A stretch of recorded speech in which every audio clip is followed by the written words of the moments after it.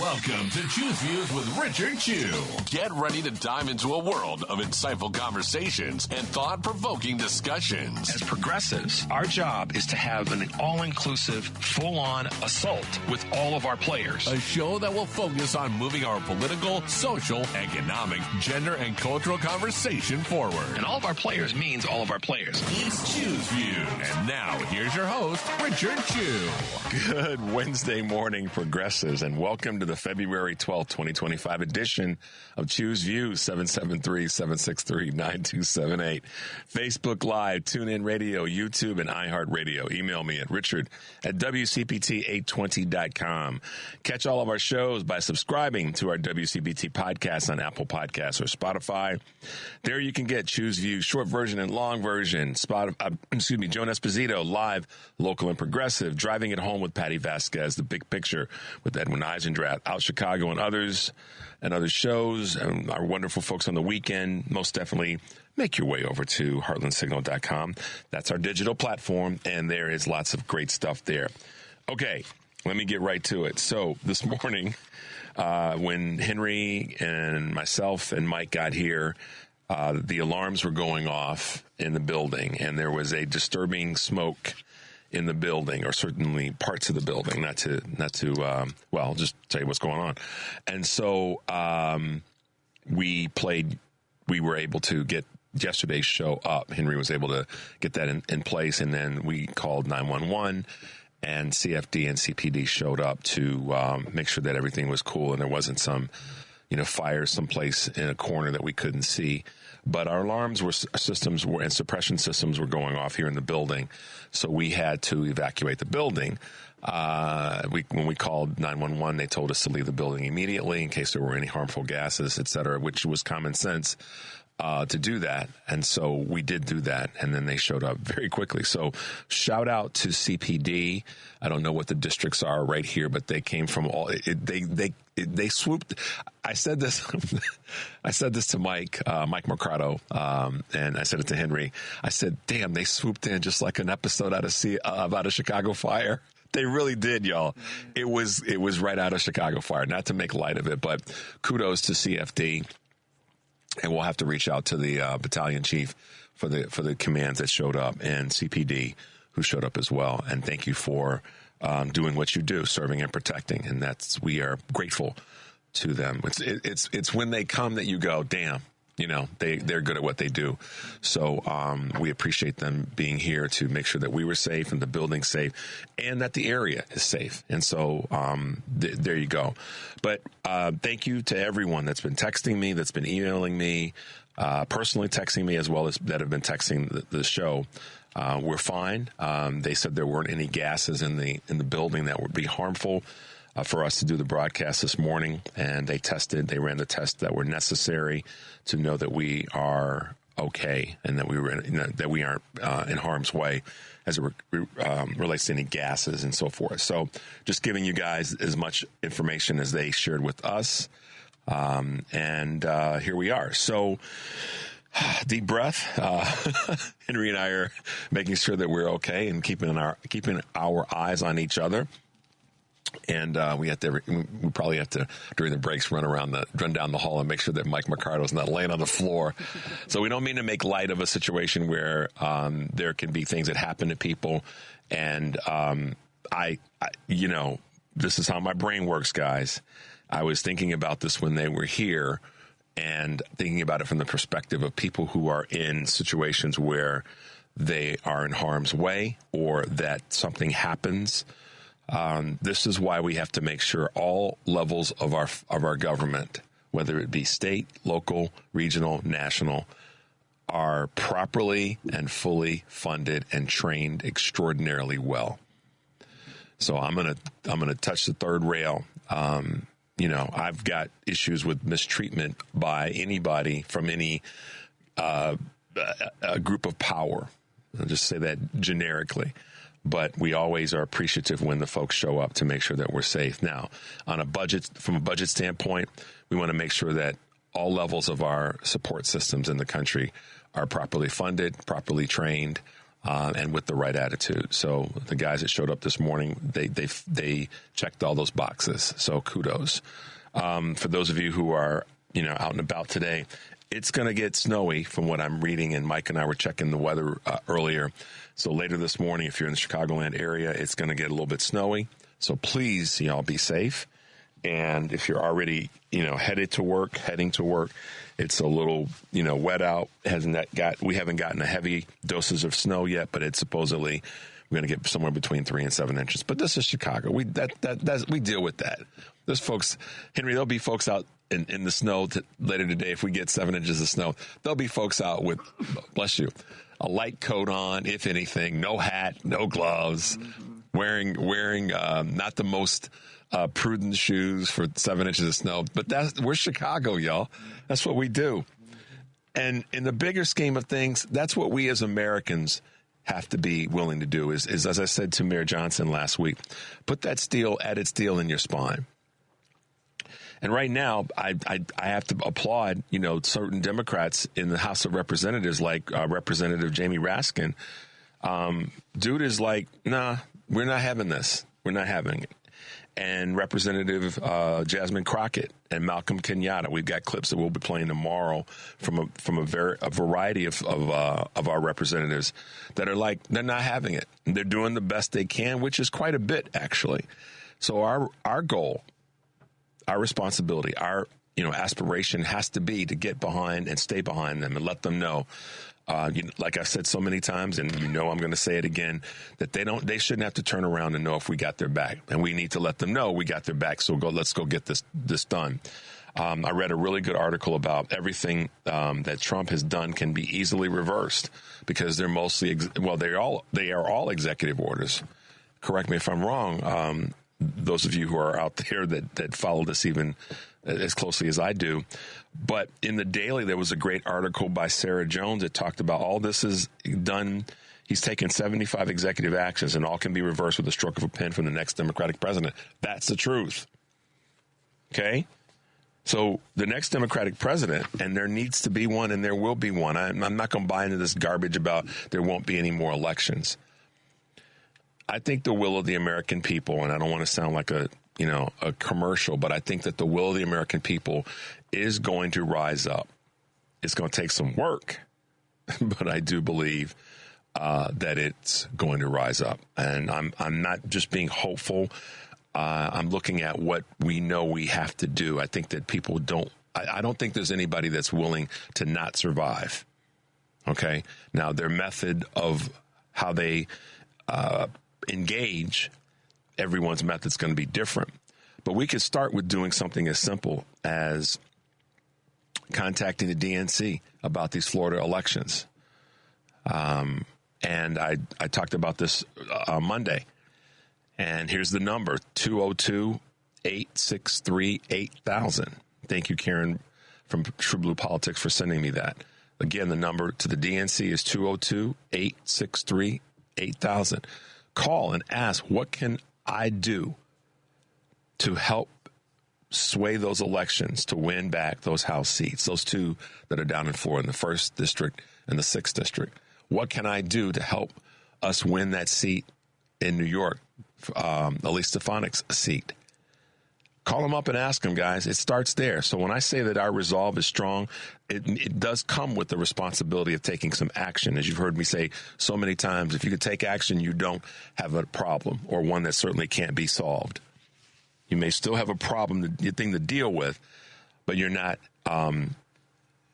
you're not handcuffed to not be able to do something. And here's a basic little thing, and I've been talking about this all week. These two seats in Florida and the one in New York are a game changer. We as progressives have to take that seriously. If you hear someone that's a naysayer that says, but Rich, it's Florida. Okay, I don't care about that. What I care about is people not.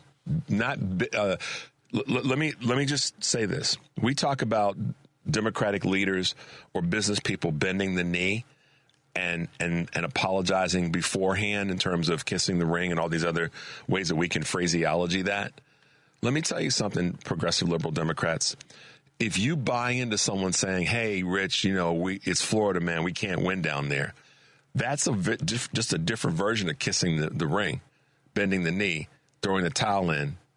It really is. You know, it's in my opinion. Okay. So don't do that. Call the DNC and ask them, what can I do to help? And how can I galvanize people in my community to help? Yeah, I'm in Chicago. Yeah, I'm in Pittsburgh. Yeah, I'm in, Houston or Boston or LA or wherever you are in the country as a progressive. What can I do to help? Call the DNC and ask them. And then call them again. They don't give you what you want. Call them back. That's not satisfactory. So, Henry, let's take a quick break if we can. I know we got some calls coming in. 773-763-9278. This is Choose Views. We'll be right back.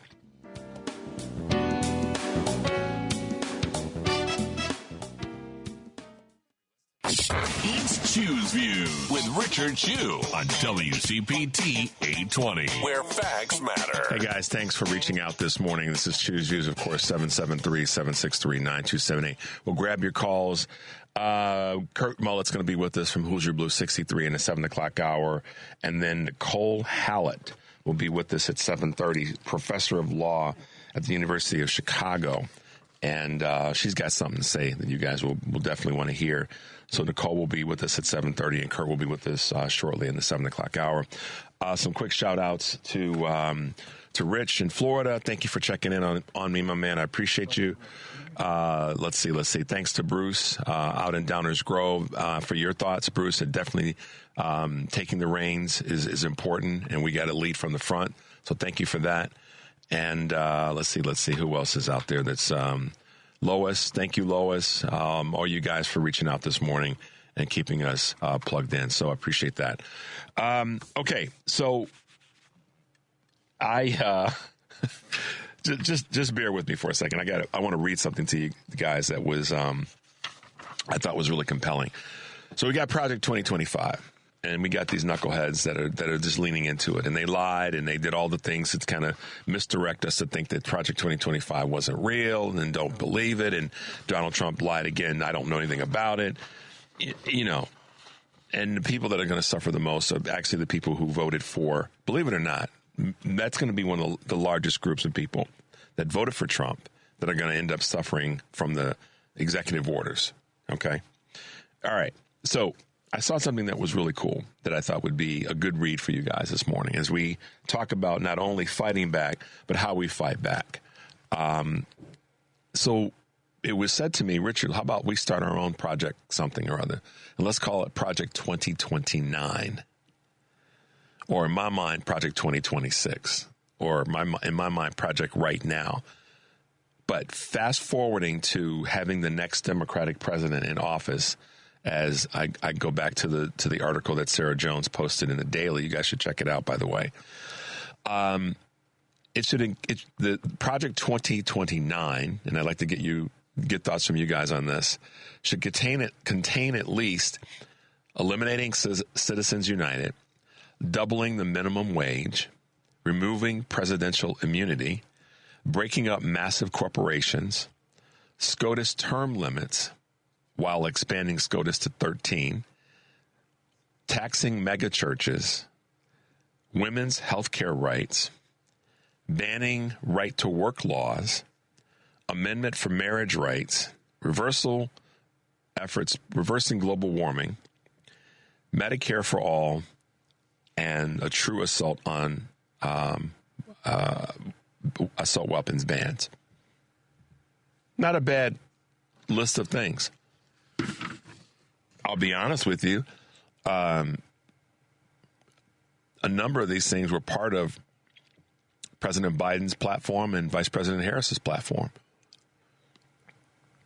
But as a platform for us in terms of having a Project 2029, I think that's a good list. That's a great way for us to say we're gonna attack these things that are good for all Americans. There's not one thing in here that's bad for the reddest of reds in terms of voters. Eliminating Citizens United is a layup in terms of the amount of money that's in politics that's impacting both left, right, and in the middle. Or I should say all three positions.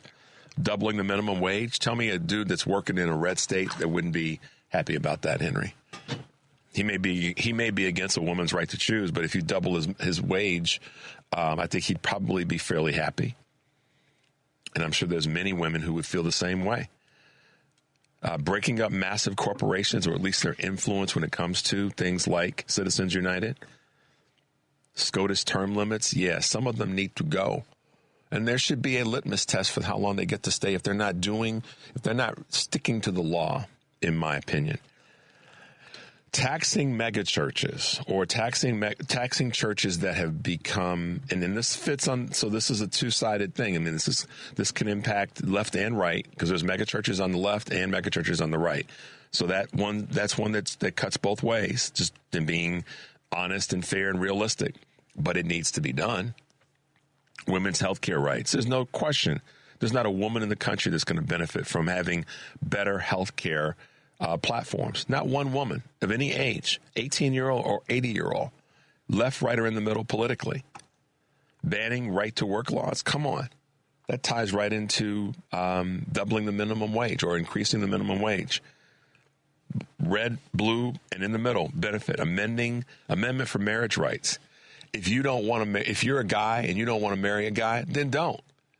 If you're a woman and you don't want to marry a woman, then don't. But it ain't your business if you are and you choose to. Leave folks alone. That's, come on, America. Leave folks alone. So if someone wants to marry who they love, then let them marry who they love and get the hell out of the way. Go fix something else rather than trying to stop folks from marrying who they love. At the end of the day, that's what those who are of the Christian faith like to always talk about. Jesus is love. Okay. Show me where in the text that it says that loving the person you love is a wrong thing to do. All right. Reversing global warming. Come on, y'all. I got a text from my man, Rich, down in Florida. He was teasing me about the weather in Florida right now. He's originally from Chicago, but he busts my chops every now and again online and with text by saying, hey, Rich, you need to talk more about global warming. And he's not wrong, but I do my best to talk about it. That's why we've had folks on from EPA. We've had Ben Jealous on. But who's harmed by the climate being better? Who's harmed by the planet that we all share being in better shape? I mean, you're going to keep driving this car down the road with bad tires, bad wheels, and all the rest, smoke coming out the back, or are we going to stop, fix it, and move forward? So reversing global warming isn't a bad thing for anybody, but maybe those big corporations who want to keep polluting the country and the world and the environment, maybe they would have a problem with it because it's going to cut into their profits or their need to dominate. Medicare for all. Who doesn't want to we take care of the planet and we take care of each other. Who doesn't want to do that? I mean, seriously, if you're in a red state, reddest of reds, do you want your grandmother suffering? I mean, it's a yes-no question. It's not a one that you debate. Do you want your grandmother to suffer? Do you want a child that has a disability to suffer in the reddest of red states? I think the answer would probably be no. God isn't going to fix that. What God is going to do is give us purview to have dominion to do things that allow us to make decisions that are right for those around us. Seems kind of basic to me. And who in their right mind would be against banning a weapon that could take out an entire classroom in less time than it took me to say what I just said? Who would be against that? You can keep your shotguns and your other, whatever. But just start with banning assault weapons. Seems reasonable to me. So, Dems, Project 2029. And for me, Project 2026. And for me, Project Right Now. And Project Right Now is doing basic things like picking up the phone and making a call to the DNC. Listen, don't use the excuse that they're not going to do anything or they're this, that, or the other. I'm tired of hearing that from us. I really am tired of hearing us say, well, they're not. Bump that. Okay, I'm tired of hearing us say, well, it's not going to work, Chew. Keep doing the work and see what happens. That number, again, is 202-202-863-8000. Call them up and say, how can I help us win these seats in Florida and in New York? And what can I do to help reset this clock? And then maybe we can get to a Project 2029, 26, and Project Right Now. Project Right Now being taking some immediate action. Okay? I know y'all hear me. I know y'all hear me with this. And that's one of the reasons that when I was putting some things together, I thought this is something I want to lean into. For us to get to that Project 2029 and Project 2026, we have to be willing to take on Project Right Now. And Project Right Now is taking the actions of contacting the DNC, contacting other local political organizations that have an impact on voting, and letting them know that you're there, you're ready to roll up your sleeves to help. That's how I see it. I mean, call me crazy, but we can't just. I mean, we have a dual responsibility. One is to make sure that our representatives, our elected officials on all levels, are doing the work that we elected them to go and do. We have to, and I say this, listen, guys, I got an email from someone that says, you say something, you repeat some things sometimes. And at first I thought they were going to, jump on my case about it. And they said, and I appreciate you doing that because we need to hear it over and over again. And I was like, okay, well, thank you for that. And you know who you are that said that to me. But the reason I talk about this is that we have to do dual work. We have to push our elected officials and let them know, as I've said, that we are behind them. At the same time, we have to push ourselves. And we have to do things like pick up the phone and call the DNC and say, how can I get involved? How can I help us get a start? How can I start by helping us get these 2 seats in Florida back and the one in New York back? Because then that's the step toward us fixing some of this. You put on 10 pounds. You don't put it on in one day. You put it on over time. And the right way to lose it, based on all the nutritionists and physical trainers and all the other people, is to lose it progressively. Set a number, a time, a date, and then gradually start to get it back. This is an example. Let's get these 2 seats in Florida. Let's get the one in New York. And then let's start working on getting others. So, guys, we're going to take a quick break. The number is 773-763-9278. This is Choose Views, and we'll be right back.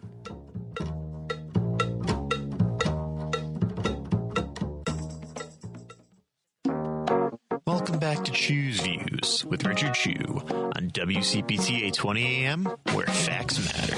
Take it away, Richard. Hey, guys. Welcome back to Choose Views. Thanks for being with us. Make your way over to Heartland Signal, our digital platform, and great articles and posts there every day.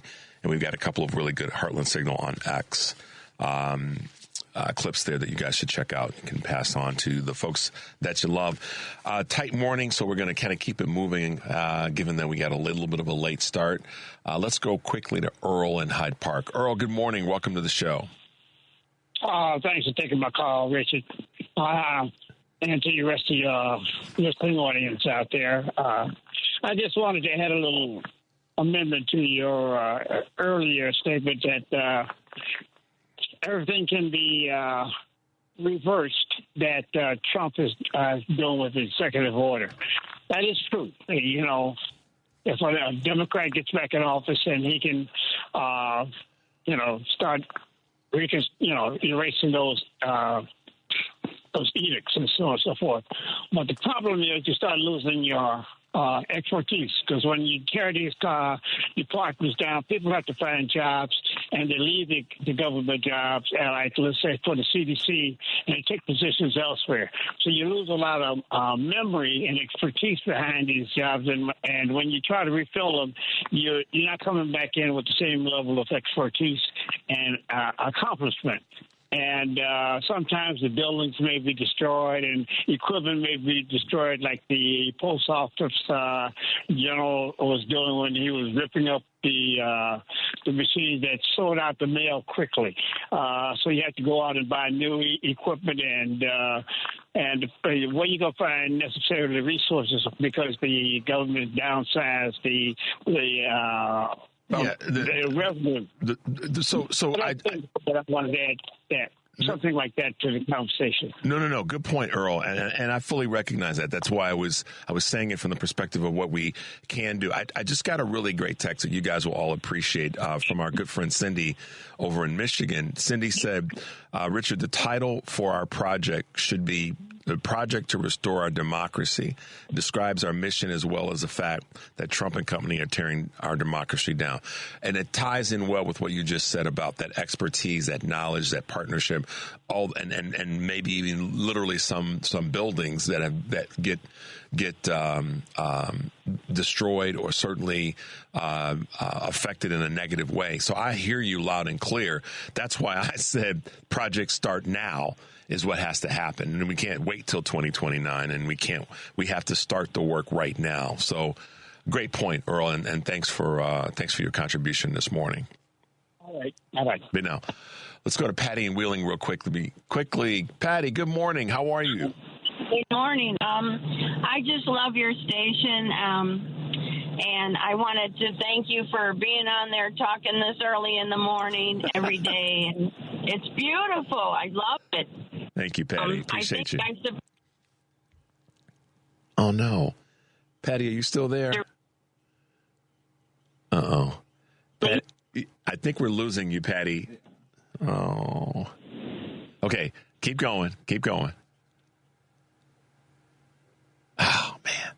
Patty, we're having a tough time hearing. If you can hear us, call us back. We'll get you on later in the show after we have on none other than our great friend Kurt Mullett from Hoosier Blues 63. Good morning, Kurt, and welcome to the show. Hey, good morning, Richard, and good morning, Ann, and everybody there. So, how y'all doing? We're good. Scared me, man. I didn't know what was happening. What did you think? The FCC had come in and snatched our license and shut us down or something? No, I didn't think that. I won't tell you what I was thinking. All right, good enough. I'm just glad everybody's safe, bud. Yeah, we are. Thank you for the consideration. We got here. I pulled up and I saw Henry outside of the building, and I was like, "What's up with Henry? Why is he?" Then I thought, well, maybe he doesn't have his security stuff with him, and he couldn't get in. I thought, oh, okay. So I quickly get out of the car. I hear him talking, and he said, "Richard, hold on a second." And I was like, okay. So then we proceed. He said the alarms are going off, blah, blah, blah. Came back inside, kind of did a tour of the building. Long story short, we're here now. We're safe. CFD and CPD showed up, and they did what they do. So we seem to be good to go. And now the engineers are starting to show up at the building, and they'll figure out whatever went down and kind of make it all right, and we can go forward. So we have me and Henry and Mike haven't passed out on the floor yet from carbon monoxide poisoning. I don't mean to make light of that, but we're all right. So. But it was interesting. I will say it was interesting. I bet. 3 fire engines, 2 police cars, and a battalion chief all pulled up. Like I said, it was truly like a scene out of the TV show Chicago Fire. So, oh man, Kurt, what a kickoff to the week. Now, okay, I'm going to ask you this question just loosely. Not going to have to go too deep. I'll let you be the one to determine that. But what are your thoughts about the Super Bowl and all that you may have seen, may have heard regarding that whole afternoon and evening? Well, honestly, I didn't pay too much attention to it because I've been driven away from sports slowly because of the network and ESPN and so many things. You know, we come from a time when coverage of events like this occurred on the day of the event, and it was a couple hours, and that was it. These fools start 2 weeks ago, and that's all that they talk about. I mean. Sunday we woke up and they were already, I think it was 8 o'clock in the morning, I turned on the guide and there were Super Bowl programs on already talking about the Super Bowl at 8 o'clock in the morning. I know. So we did watch some of the Super Bowl. Diana is a Taylor Swift fan and a Travis Kelce fan. So, she follows the Chiefs and, that's fine. You know, I don't dive into that too much. It's gotcha. But the whole Kendrick Lamar thing is just that people just are. Hey, you know what? If it got under the skin of MAGA, I'm all for it. You know, and anytime Samuel Jackson is involved in something, I'm paying attention. Yeah. So, it's interesting, though, isn't it? Isn't it interesting that is where it's gone, where it's gone from too, in terms of the commentary from people all over media and mainstream media and social media. And the commentary, where I saw this one clip that a young woman posted, that she said, prior to the Super Bowl halftime show, I didn't really have a big following or thought one way or the other about Kendrick Lamar. But then she said, wait a minute. She said, I needed to go back and re-educate myself on some things.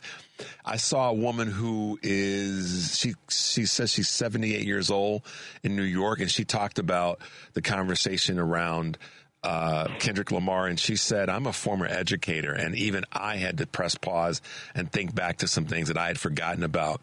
So it's really interesting. The game itself was the game, and you know, it is what it is, and all the other peripheral garbage that went along with that, with regard to 34-time convicted felon. It is what it is. However, the commentary from people about what they didn't know or were reminded of from the halftime show, it's been interesting to watch that. I have to say. Mm-hmm. So yeah, I'm going to go back and watch the halftime show by itself. I follow a guy on Instagram. His name is Coach D Speaks, is his handle. And he advised that, because he said, you know, somebody said that to me, and so I went back and watched it. And he said, and he's a black guy, okay? You know, and he said, I went back and watched it. And he said, you know, knowing what I know now, going back and watching it, there's a lot of things that people miss there. So yeah, no doubt. So I'm going to go back and watch it, because I want to pay a closer attention to it and see exactly some of the wording, because, you know, our generation, I mean, come on, we were raised on a totally different brand of music, and I have nothing against today's music, you know, and everything, but it's hard for me to follow, you know, a lot of it. I can't. You know, here's the thing, Kurt, to that point.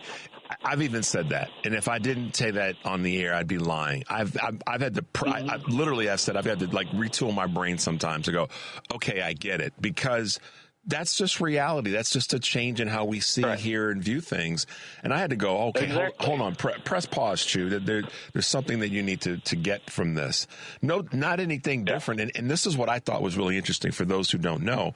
Kendrick Lamar gave a kind of a shout out at the beginning to the late Gil Scott-Heron, who was one of the original, you know, sort of poet, singer, jazz, R&B guys that coined the phrase, the revolution will not be televised. And so there's a lot that's there. So I hear what you're saying about kind of going back and revisiting it and pulling out some things that you may not have understood or may not have made sense. I think we all are served well when we can humble ourselves to say, let me check that out again. Let me read that paragraph one more time. Yeah, just because you don't connect with it doesn't mean you shouldn't pay attention to it, okay? That's a great point. Because the messaging, even though it's brought to you in a totally different way, you know, obviously, you know, Kendrick Lamar is not Marvin Gaye, okay?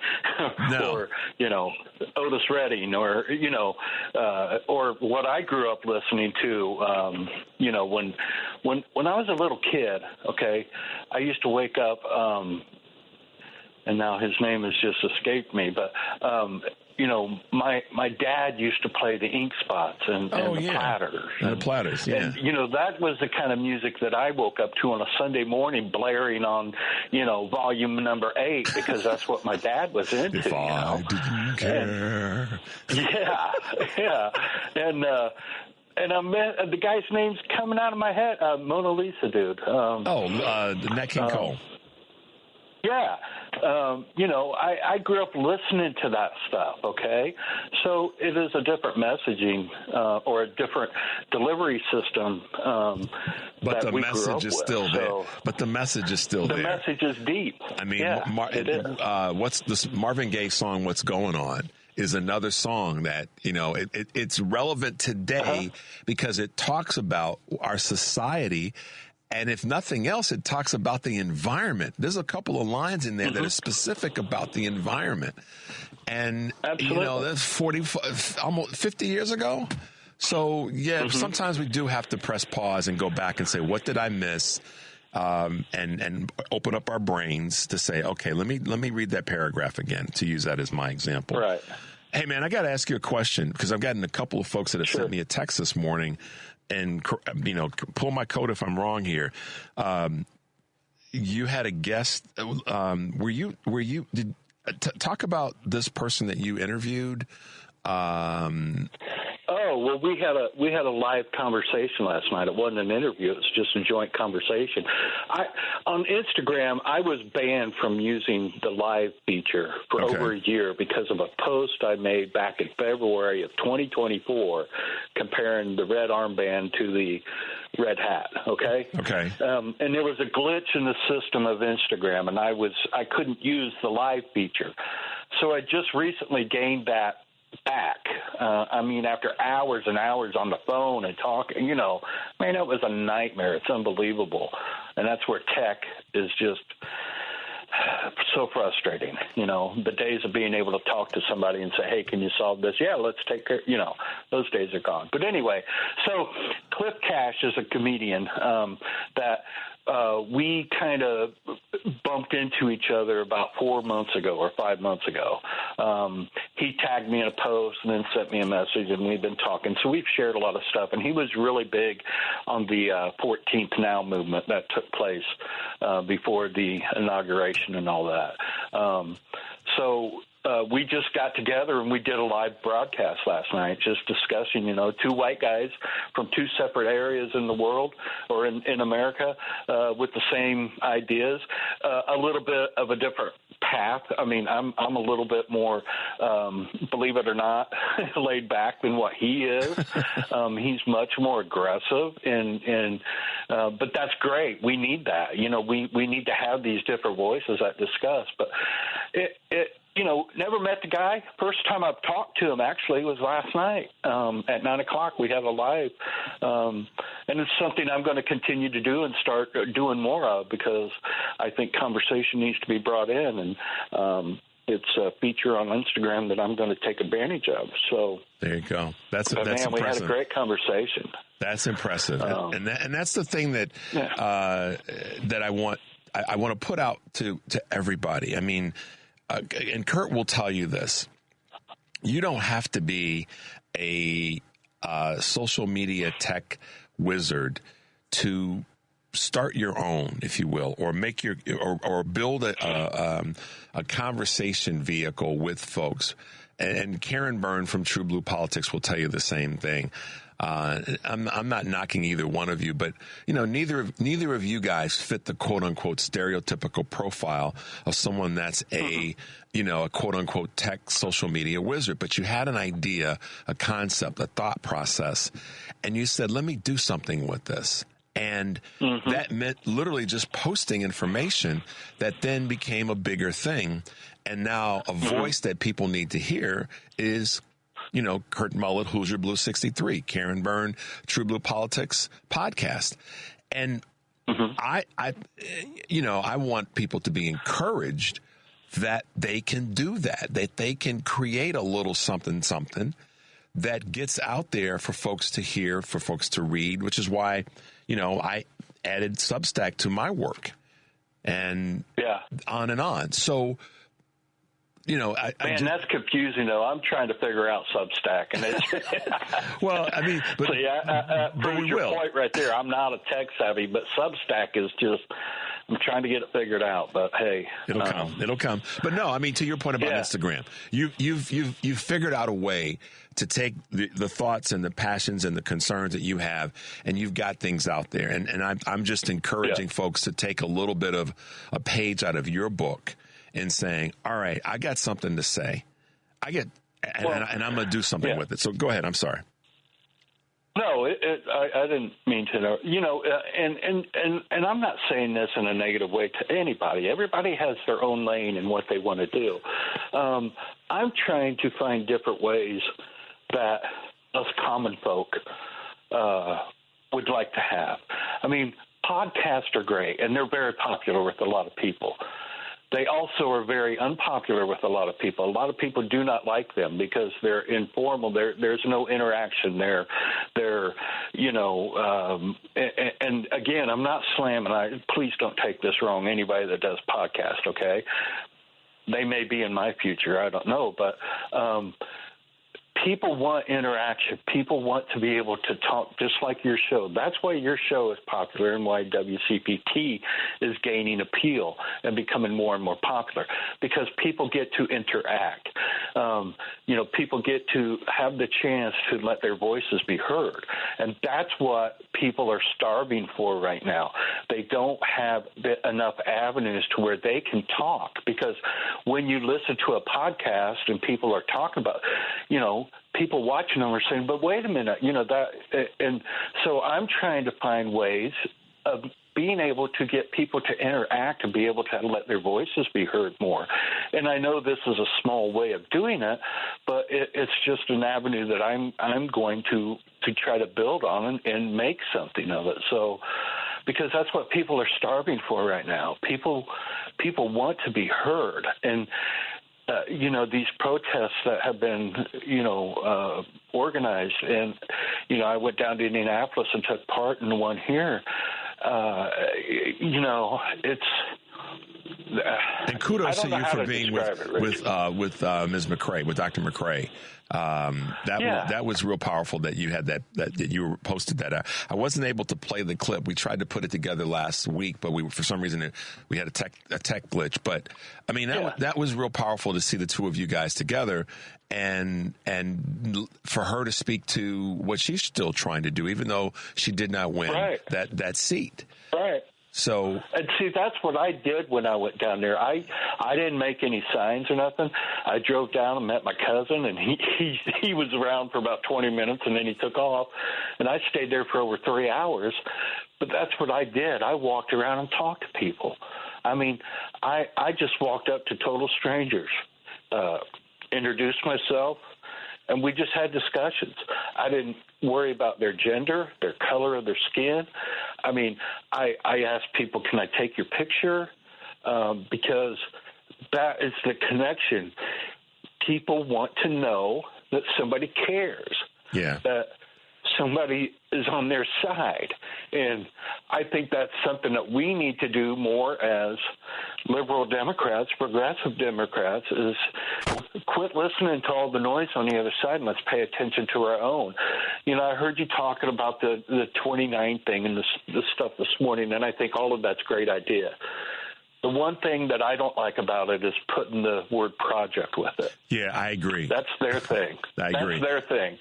We need to get away from that word. Well, we do not need, and again, don't take any offense to it, Richard. No, I don't, because someone said to me. Don't use project, man. Yeah, someone said to me, let's change the word. Exactly. And so I listen. I fully agree with you guys in that space. Yeah. But the start now, I think, is probably as important as anything. Absolutely. Not 2026 or 2029 for that matter, but start now, and I'll work on renaming it to something. That's much more ours.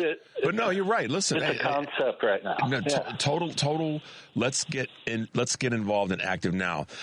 I got to be on your Instagram live sometime. So yeah, we got to do that together, man. I mean, seriously, I know you're a busy dude, but we got to do that some Sunday night or something, because it's a powerful way to reach a lot of people, and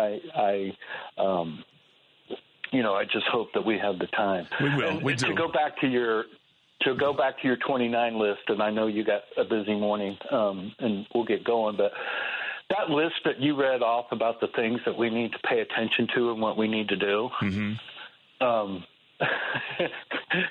there was nothing new on that list.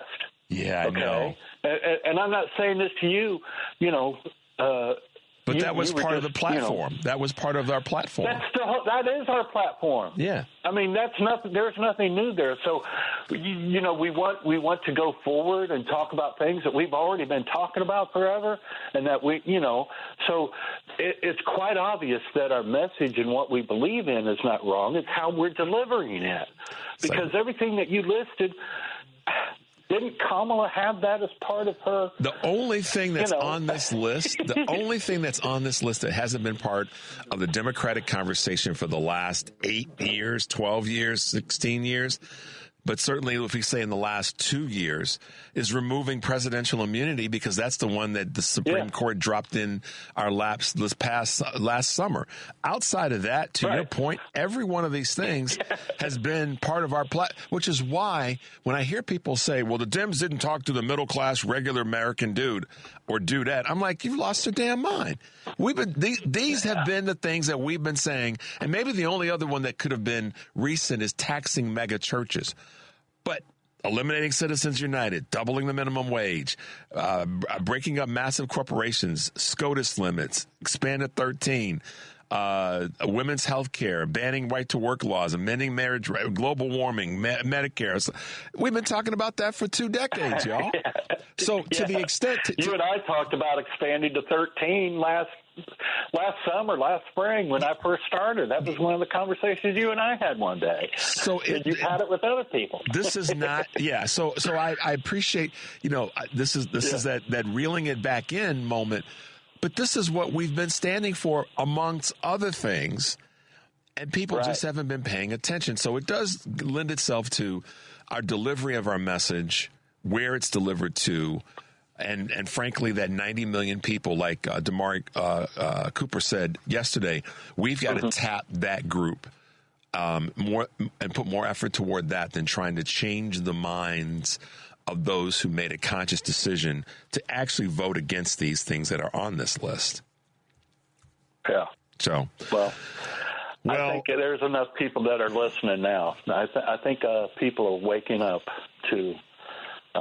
There's going to be a group we'll never reach, but I think a lot of people are waking up to what's going on right now. Absolutely. Well, listen, man, thanks for checking in on this. Thanks to you, man. I appreciate it. Always. I hope you get your bearings back together today, because I know how it is starting off like, not a fire alarm, but hey, when your day doesn't start off like it's supposed to, pulling up and seeing Henry standing outside, that right there started your day wrong. I was like, wait a minute. I really did. I had that moment. It's like, what's going on with Henry? Exactly. That's exactly what went through my mind. Is my man okay? So, all right, kid. Yeah. It's good to hear your voice, man. I will talk to you next Wednesday. Be safe, and thanks for all you do. Take care of yourself. You too. All right. Bye now. Kurt's a trip. He's right about that. It doesn't have to be Project. It can be our thing. I'm going to come up with a different name for it. I promise you that. But it's going to be, I'm going to take a little bit of what Cindy from Michigan said and just kind of rename it so that we have, I'm not making light of the importance. I'm just saying we have to it has to start now. So, all right, we got to go to a break, guys. 773-763-9278. When we get back, we have one of our great guests, Nicole Hallett, will be with us. We'll be right back.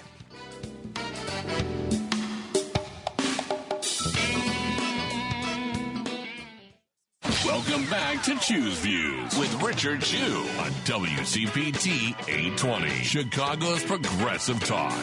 Hey guys, welcome back to Choose Views, 773-763-9278. Thanks to everyone that's sending texts this morning, and we appreciate your participation, I should say, in the show. This morning is our next guest.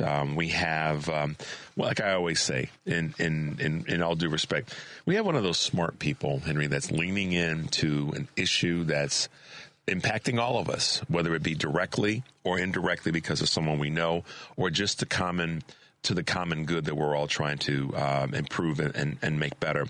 And we have with us this morning University of Chicago clinical law professor Nicole Hallett. Good morning, Nicole, and welcome to Choose Views.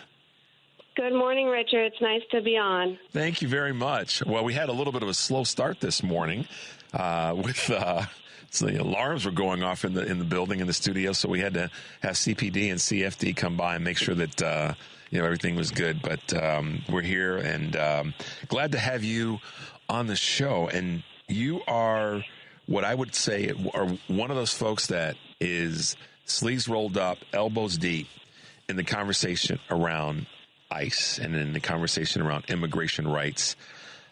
You direct a clinic that's part of the University of Chicago, if I'm correct. Is that right? That's right. So I direct the Immigrants' Rights Clinic, which is located at the law school at the University of Chicago. So that's a big deal. And we right now have so many people they're obviously afraid, they're concerned, not for just themselves, but for those that they love and that they care about, whether they be of an immigrant community or not. They know someone that is impacted by the possibility of getting arrested. So take a little bit of time. And first of all, Nicole, tell our audience so that they have a better understanding of you about the clinic and about the work that you do at the clinic. And then we'll kind of pivot and talk about a very important concern that's out there right now. So let folks know a little bit about you and about what the clinic is actually doing. Yeah, so the clinic represents non-citizens, immigrants, in a whole wide variety of ways. But one of the things we do is we try to represent people whom the government is trying to deport. And we also help people apply for humanitarian relief. We help people apply for asylum. We help domestic violence victims, victims of human trafficking, get lawful status so they can remain in the United States. And we also try to work with community organizations in Chicago to try to make sure that the rights of people in our immigrant communities are protected. So this is a concern across the country, and you're here in Chicago with a background that's just extraordinary as a professor. But what are you, not so much how are you interacting and connecting with other folks that may be doing what you do or a version of that in other cities in the country? How are you guys kind of coming together in that space? Well, I would say that I am working closely with other people in Chicago that are working on this issue. And we also have a national community of immigrants' rights advocates who are all really focused on this right now. As soon as the election happened, we knew that things were going to be changing, and we kind of sprang into action at that point. And I think one of our main goals, and this is in Chicago, it's also the case across the country, is that we want people to understand what their rights are, so that if they do have an encounter with ICE, they know what they can and they can't do, and they know how to protect themselves. So we've been really focusing on know your rights presentations to community groups, just so as many people as possible feel like they have the tools that they can have to try to protect themselves, and like you said, protect loved ones or other community members that they may know who aren't citizens. So in terms of that protection and not knowing what to do, and many people, I think that's as much of the fear as anything is now, what do I do? What are my protocols? So I know it's a big question, but what are some of the things? If a person, and I look at this in stages, Professor, if a person's detained, if they're formally arrested, or maybe even the lesser of the three, they're just, I guess you could say, softly detained. Someone of ICE or law enforcement comes up to them on the street and says, I'm being highly stereotypical here in saying this, but a law enforcement person sees 3 or 4 people that look in their mind suspicious. So what are some of the guidelines, some of the rules, some of the recommendations on any of those levels? You get stopped on the street. softly detained, someone comes into your place of work, majorly detained, or you get arrested? Mm-hmm. Well, so the first thing I just want to emphasize, I think it's really important, is that just because you're an immigrant, or even if you are undocumented and you don't have lawful status in the United States, you still have constitutional rights. You are protected by the Constitution. So you have many of the same rights that all of us are probably aware of when we interact with law enforcement. So if someone comes up to you and starts asking questions, you're not required to respond. You can exercise your right to remain silent. They are not allowed to arrest you just because you look like an immigrant. They are not allowed to do that. That's racial profiling, and that will get them in trouble. So if someone were to come up to you and ask you, are you undocumented, and you think that they are, regardless of whether you know that they're ICE or not, I would say don't say anything. Ask if you're free to walk away and walk away. Now, if you're detained, obviously that's a different issue. You can't walk away if you're detained, but you still have the right to remain silent, and you should never sign anything that they put in front of you unless you've spoken to an attorney. You have the right to an attorney. Ask for an attorney. Oftentimes what happens is they try to get people to sign papers saying that they give up their right to challenge their deportation, and people don't even know what they're signing, and so they sign away their right to at least argue that they should be able to stay in the United States. So, walk away if you're not being detained, remain silent even if you are, and ask for an attorney. Those are the three most important things everyone needs to know.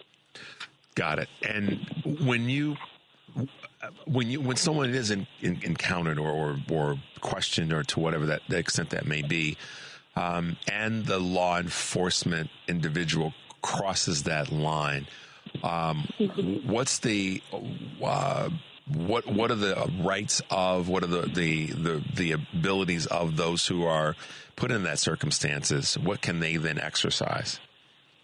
You mean if they're, arrested, even if you don't say anything, for instance? Correct. Like they step over a line and do something wrong? I'm picturing that happening, on a particular street anywhere in America, and then that happens. So now what? Well, I think there's two answers. The first is a practical one, which is most of the time nothing happens to them, and unfortunately the person ends up in the deportation system. But if you can get a lawyer, there are things you can do to challenge that. Just like in the criminal context, if the police search your car and they don't have probable cause, you can have the case thrown out in criminal court, or you can have the evidence that they obtain, thrown out of court so they can't use it against you. And there's a similar process in immigration court too. I think the main problem is that, unlike in the criminal context, although you have a right to an attorney, you don't have the right to have the government pay for an attorney for you. And so if you can't afford an attorney and you can't find a pro bono attorney, then it's really hard to fight your deportation, because it's a very complicated system. And so many people go through the process without an attorney. It's one reason why the work that we do in the clinic is so important. We don't charge our clients anything, and we take on cases pro bono for people who aren't able to afford an attorney. But we're just one little clinic, and there are, of course, thousands and hundreds of thousands of people that the government is targeting right now. And so that's one of the main challenges we're facing, is that, like you said at the beginning, there's a whole community of people that have come together to try to support immigrants, but there are just simply not enough of us to make sure that everybody gets legal representation if they need it.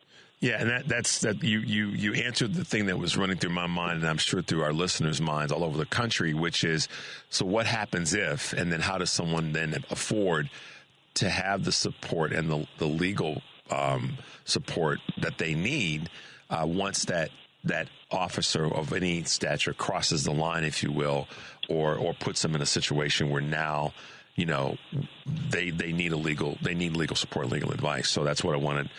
I'm glad you were able to drill down on that. Dollars that are out there. I mean, what dollars are out there for folks to be able to have the representation that they will need in any of the circumstances? Are there dollars that are out there? Are there funds that are out there? Are there ways that American citizens can contribute to support those efforts? There definitely are. There are many organizations that people can donate to who are providing that representation. And then the other thing that I would say is there are, in each area of the country, there are different ones, but there are bond funds where you can basically donate so that someone might be able to get out of detention if they get into detention. Unlike in the criminal context, you can't get an immigration bond, essentially. So, usually you only have to pay 10% and you're released, and you only have to pay the full amount if you don't show up to court. And that's not an option in immigration court, and so people have to pay the full amount. And many times people end up in detention, and they aren't really able to fight their case because they are detained. And so there are bond funds that people can donate to as well. But I would say that during the first Trump administration, there was a huge increase in donations for immigration work. And that kind of dropped off during the Biden administration, even though, the Biden administration was continuing to deport people. It wasn't like that stopped. And so we'll see. I'm hopeful that people will see that this is a really important issue. And when they go to decide how they're going to, distribute their charitable giving, that they'll consider donating to this cause, because, even just a small amount of money makes a huge difference. And, there are lots of us doing the work, and we would love to be able to hire more people to work with us to do the work. But for that, of course, we need funds. And most of these organizations are nonprofits where it's tax deductible. So, it would be like, if you donated to the food pantry, except you might this year direct some of those funds to supporting immigration work. Yeah, and before we wrap up, we'll circle back to talk about how people can do that and where they can go.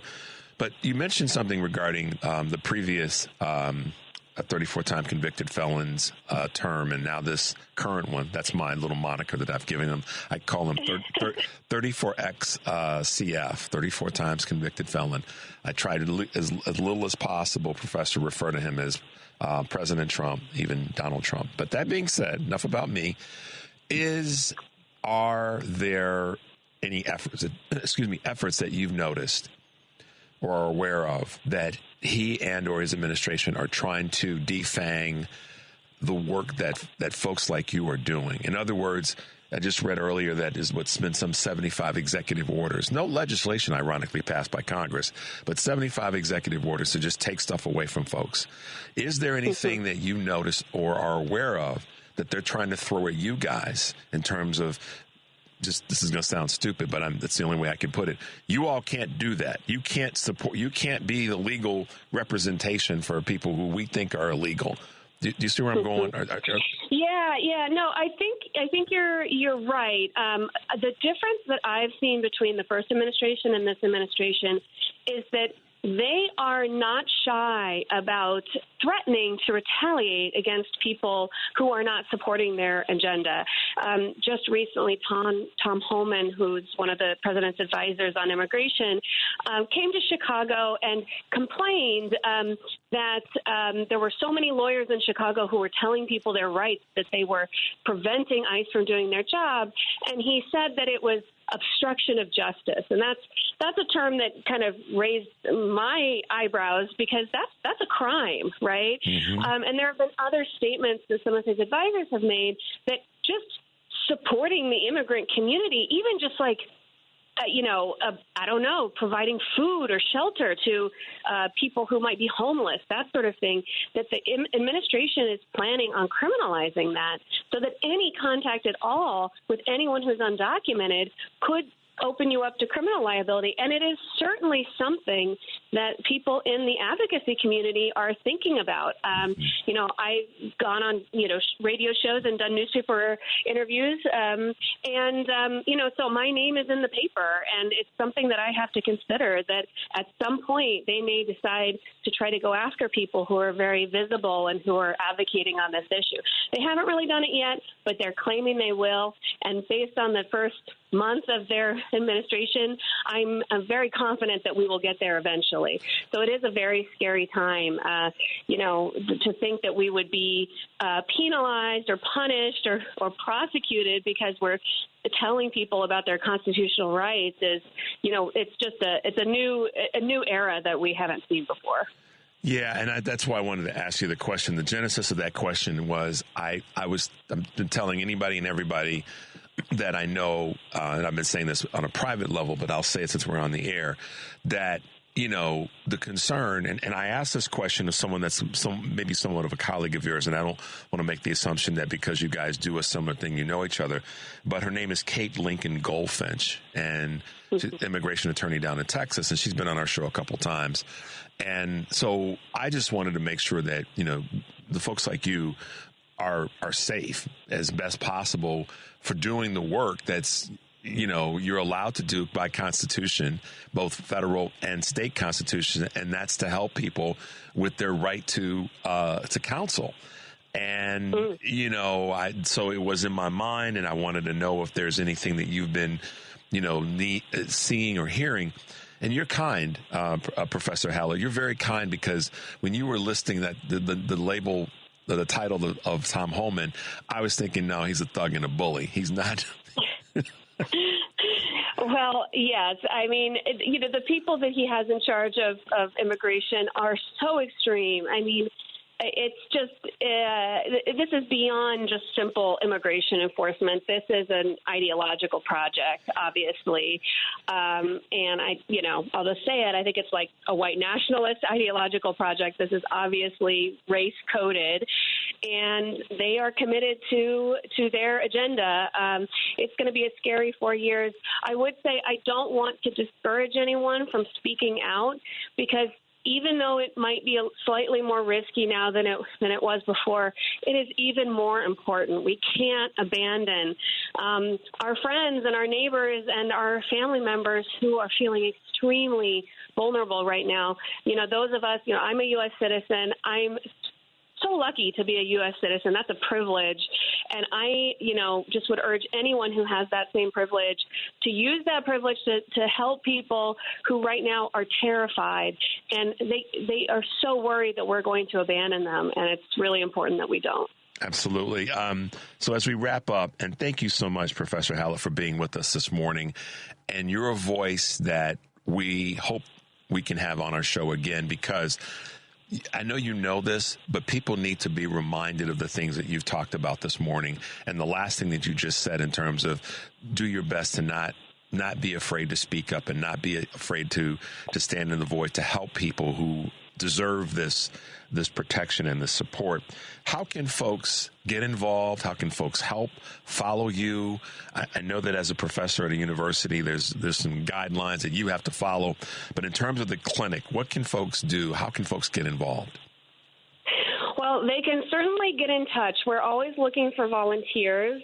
We've been doing some, legal clinics in the community, and we're always looking for volunteers. So if you're in Chicago, please reach out. We would love to have you. And I would say that if I'm very lucky, my salary is funded by the university, so I don't need to fundraise. But there are so many amazing organizations out there. I would just shout out one national organization that's located in Chicago, which is the National Immigrant Justice Center. They do individual representations. They do impact litigation. They are doing everything. And so if you're looking for an organization to support, that's the one I would recommend. Absolutely. That's great. With us this morning, Professor Nicole Hallett, clinical law professor at the University of Chicago, knowing your rights if you've been arrested by ICE. So thank you, Professor Hallett, for being with us this morning. I would love and be honored to have you back again, because it's going to be a rocky 4 years, and it's voices like yours that people need to hear and need to know that are out there. Well, thank you so much for having me. I'd love to be back. Absolutely. Have a great day. Stay safe today. And it's going to snow, so be careful when you're out and about, okay? Thank you. All right. Bye now. All right, guys. One of the on-the-ground warriors doing the work, Professor Nicole Hallett, clinical professor at the University of Chicago. Reach out to her. Find out how you can get involved. She's one of those folks that, as I use the phrase so often, and it's appropriate, sleeves rolled up, Henry, and doing the work. Very much like our good friend, attorney Kate Lincoln Goldfinch. So support her. Support what these professionals are doing. And, to hear her say that, she's concerned, that's real. And this is where we as progressive liberal Democrats have the opportunity to step in the void and help folks. She talked about the organizations, and I'll work to get the names again. We can pull that information for you guys, and whether we post it on the show site or I email it out to you, I'll get it to you one way or the other. So if you want to know more about what she's talking about in the organizations, just email me at richard@WCPT820.com, and I'll get it to you. So give me a couple of days to pull that together. But yeah, I mean, these are the folks that we've got to stay behind, guys. We just do. I'm going to leave you. I'm going to leave you guys with two things: a comment and then a replay of a clip from earlier in the week. I've had dozens of people email me that said, "Richard, you got to send me that clip." And at the end of the day, guys, I'm thankful that you like that I try to throw in some humor every now and again with the craziness that we are dealing with. And so I appreciate when you do ask me to send you a clip. And I was pretty busy yesterday getting those out. But the comment that I wanted to make is this: it's really the thing that's happening right now that I feel may be getting overlooked even by myself is the waste of energy and resources and time that this current administration is going through. The waste. I mean, most immediately, they put out that they got this DOGE. It's supposed to be government efficiency, but they dropped $7 million to pay fees for these fools. That's not efficiency. It's just not. And then Donald Trump goes to the Super Bowl and spends on a low scale $15 million of taxpayer dollars to go to the game. That's a waste. That's a tangible waste of federal resources and state resources in terms of the state of Louisiana that they had to pony up, and the city of New Orleans. It's a waste. But yet the MAGA crowd and the GOP and so those in the center that couldn't get their behinds out to vote, that sat at home, think that, he's some business and political savant and he's making everything great again. When in fact, the dude is he's running through money that's candidly our money.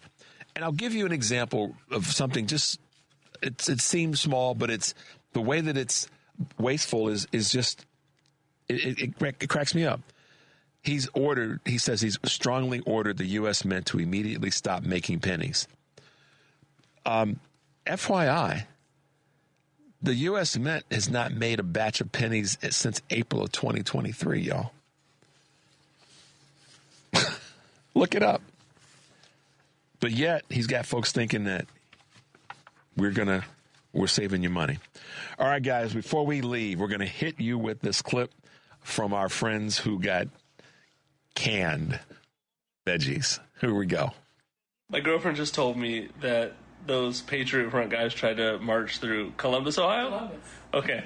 So they tried to march through there with their little hate parade. And Columbus, Ohio was like, we're not having that.